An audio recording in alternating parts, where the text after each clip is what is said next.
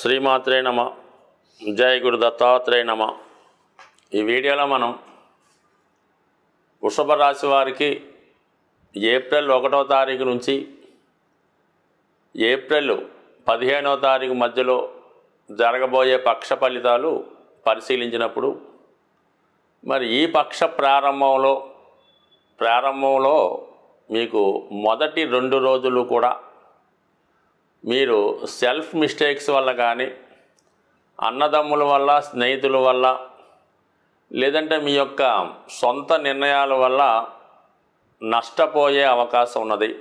కాబట్టి మరి ప్రారంభంలో 1-2 తారీఖుల్లో ఏదైనా అగ్రిమెంట్ చేసుకునేటప్పుడు, ఖర్చు పెట్టేటప్పుడు, ప్రయాణాలు చేసేటప్పుడు జాగ్రత్తగా వ్యవహరించవలసి ఉంటుంది. దాని తర్వాత ఏదైనా విలువైనటువంటి డాక్యుమెంట్స్ కానీ వస్తువులు కానీ పోయే ప్రమాదం ఉంది. అవి మిస్ప్లేస్ అవ్వచ్చు.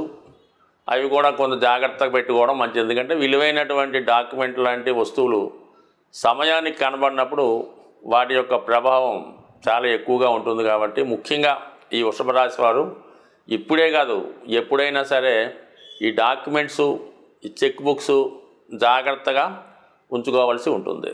మరి మిగతా గ్రహాల స్థితి పరిశీలించినప్పుడు అదృష్టవశాత్తు గత కొద్ది రోజులుగా మనకి ధనస్థానంలో సంచరిస్తున్నటువంటి కుజుడు ఇంచుమించుగా మనకి 2వ తారీఖు తృతీయ స్థానంలోకి మారడం జరుగుతుంది. అంటే ఒక విధంగా మీకు కొన్ని కుటుంబ సమస్యలు, కుటుంబ సభ్యుల మధ్య ఉన్నటువంటి విభేదాలు చాలా వరకు సమసిపోయి వాటి నుంచి పరిష్కారమై మళ్ళా తిరిగి రాజీ పడే విధంగా ఉంటుంది.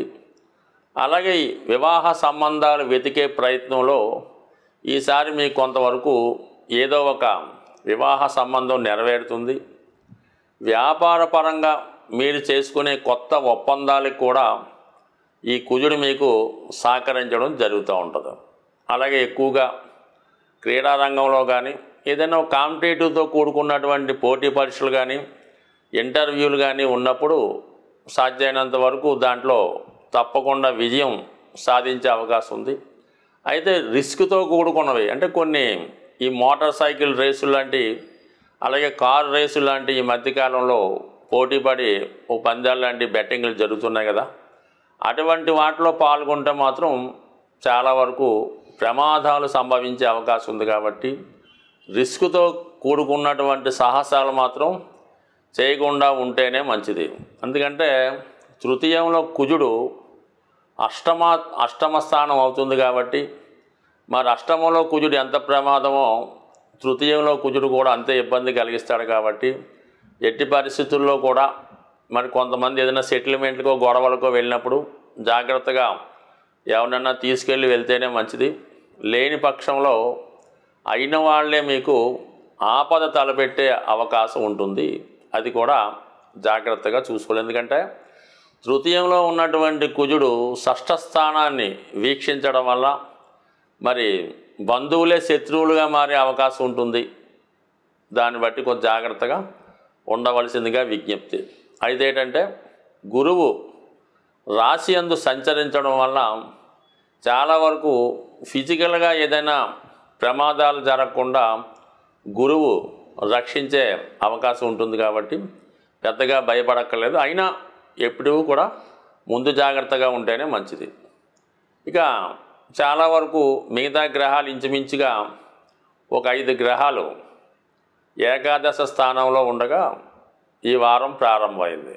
అందులో ముఖ్యంగా మీకు రవి, బుధ ఈ 2 గ్రహాలు మీకు చతుర్థ పంచమాధిపతులుగా ఒక విధమైనటువంటి విద్యాయోగాన్ని, నిపుణ యోగాన్ని, అలాగే ఒక సక్సెస్ని కూడా ఇవ్వడానికి ఏకాదశ స్థానంలో ఉండడం వల్ల ఒక లక్ష్మీ యోగం ఏర్పడింది, ఒక రాజయోగం కూడా ఏర్పడింది. అలాగే రవి ఏకాదశ స్థానంలో ప్రభుత్వ అధికారులు, రాజకీయ నాయకులు, మీ రక్త సంబంధికులు మీకు అన్ని విధాల చేదోడు వాదోడుగా ఉంటూ మీ అభివృద్ధికి ఎల్లవేళలా సహాయపడడం జరుగుతూ ఉంటుంది.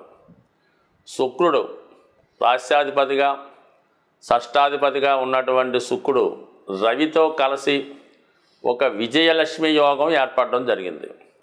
ఈ విజయలక్ష్మి యోగ ప్రభావం వల్ల మీకు ప్రభుత్వానికి సంబంధించినటువంటి కేసులు ఏవైనా ఉన్నా, కోర్టులో దీర్ఘకాలిక సమస్యలు ఉన్నా, లేదంటే మీకు స్త్రీలతో కానీ ప్రభుత్వ అధికారులతో కానీ ఉన్న విభేదాలు సమసిపోయి అవి మీకు అనుకూలంగా మారే అవకాశం ఉన్నది. అలాగే కొంతమంది ఏదైనా ప్రభుత్వ ఉద్యోగం కొరకు కానీ రాజకీయ పదవి కొరకు కానీ ప్రయత్నం చేస్తుంటే 100కి 100 పాళ్ళు అవి మీకు సక్సెస్ అయ్యే అవకాశం ఉన్నది. అలాగే ఈ శుక్ర బుధ రవిగ్రహాల కలయిక వల్ల ఉన్నత విద్యా యోగం, అది సరస్వతి యోగం ఏర్పడింది. దాని కారణం వల్ల మీరు కానీ మీ సంతానం కానీ మీ కుటుంబంలో ఒకరికి కానీ కంపల్సరీగా ఉన్నత విద్యా అవకాశాలు దూర ప్రాంతంలో వచ్చే అవకాశం ఉంది. దానికి తగినటువంటి ప్రభుత్వ సహకారం, ప్రభుత్వ రుణం ఫలించే అవకాశం ఉన్నది. ఇక ముఖ్యంగా ఈ పక్షం నుంచే శని లాభస్థానంలోకి మారడం వల్ల ఇక్కడ నుంచి మీ యొక్క విజయ యాత్ర ప్రారంభమవుతుంది. అంటే ఒక విధంగా మీ యొక్క ధనం సంపాదించే వేట మొదలవుతూ ఉంది.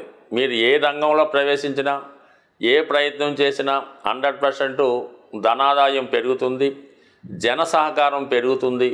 ఆ కారణం వల్ల మీరు ఒక సినిమా రంగంలో ఉన్నా, లేదంటే ఒక ఫైనాన్స్ రంగంలో ఉన్నా, ముఖ్యంగా సాఫ్ట్వేర్ రంగంలో ఉన్నా, బ్యాంకింగ్లో ఉన్నా, ఏది ఏమైనప్పటికీ కూడా మల్టిపుల్గా మీ ఆదాయ వనరులు పెరుగుతాయి. నిదానంగా అయినా ప్రధానంగా మీ యొక్క ధ్యేయం నెరవేరే అవకాశం ఉంటుంది. ఏదైనా మనకి అటు జన్మజాతకంలో కానీ గోచార రీత్యా కానీ గ్రహాలు ప్రతికూల స్థితిలోకి వచ్చి ఇబ్బంది పెడుతున్నప్పుడు సులభమైనటువంటి పరిష్కారాల ద్వారా మనం ఆ సమస్యల నుంచి బయటపడవచ్చు.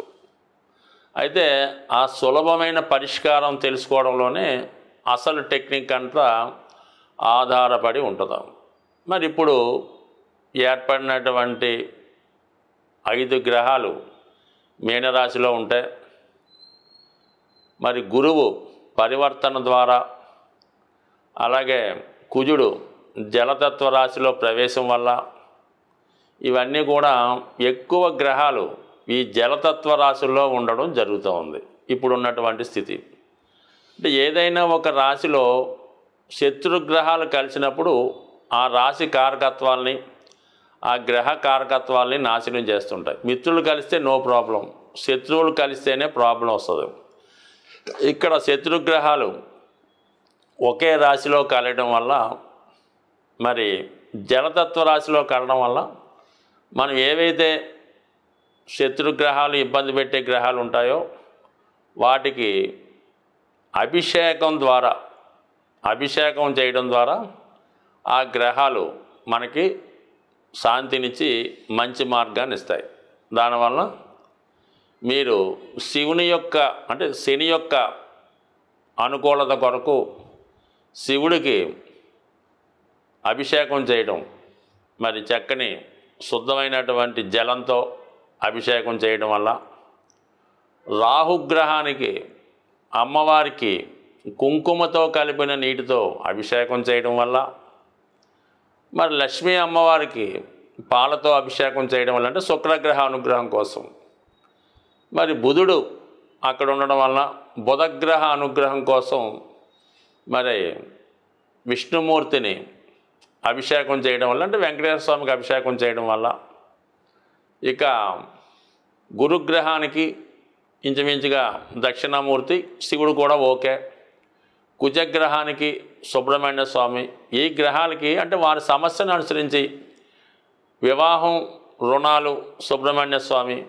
ఉద్యోగం, ఆర్థిక బాధలు ఇవన్నీ శని భగవానుడి కంటే శనిగ్రహం వల్ల కాబట్టి శివుడికి, మరి వ్యసనాలు, అపకీర్తి, దుష్ట ఆలోచనలు, బ్యాడ్ క్యారెక్టరు ఇవి పోవాలంటే రాహుగ్రహం అమ్మవారికి కుంకుమ కలిపిన నీటితో అభిషేకం చేయడం.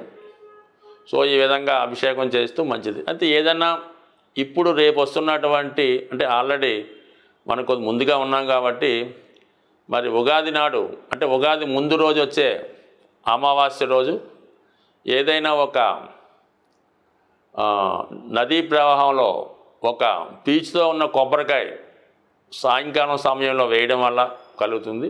సో ఇవన్నీ మనకు కాదు అనుకున్నప్పుడు మీరు ఏదైనా ఒక పుణ్య నదిలో స్నానం చేయడం వల్ల సమస్త గ్రహాల యొక్క ఇబ్బంది నుంచి తొలుగుతారు. అది ఎక్కువగా మనకి మన ప్రాంతాల్లో ఉన్నటువంటి అంటే విజయవాడ అవ్వచ్చు, రాజమండ్రి అవ్వచ్చు, కర్నూలు అవ్వచ్చు, ఎక్కడ మనకి కృష్ణా గోదావరి నదులు ప్రవహిస్తున్నాయో వాటి వల్ల. అలాగే ఆ అవకాశం కూడా లేనివారు చక్కగా ఏదైనా శివాలయంలో దర్శనం చేసుకొని ఆ శివుణ్ణి ధ్యానించుకోవడం వల్ల సమస్త దోషాలు తొలగే అవకాశం ఉంది. స్వస్తి.